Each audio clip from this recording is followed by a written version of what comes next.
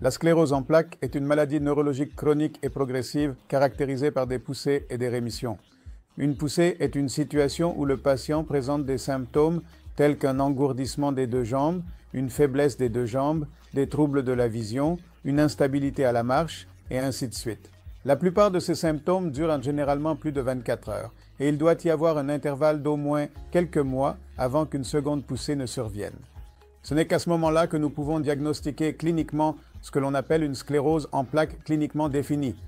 Mais lorsque le patient se présente pour la première fois, nous ne pouvons pas poser ce diagnostic de façon certaine uniquement sur la base des symptômes. C'est pourquoi des examens complémentaires sont nécessaires.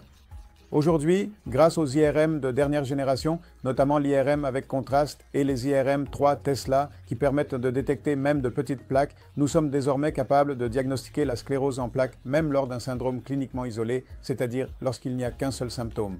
Et pour ces IRM, différentes techniques sont utilisées, notamment les séquences T1, T2, FLAIR, ainsi que les images avec injection de produits de contraste.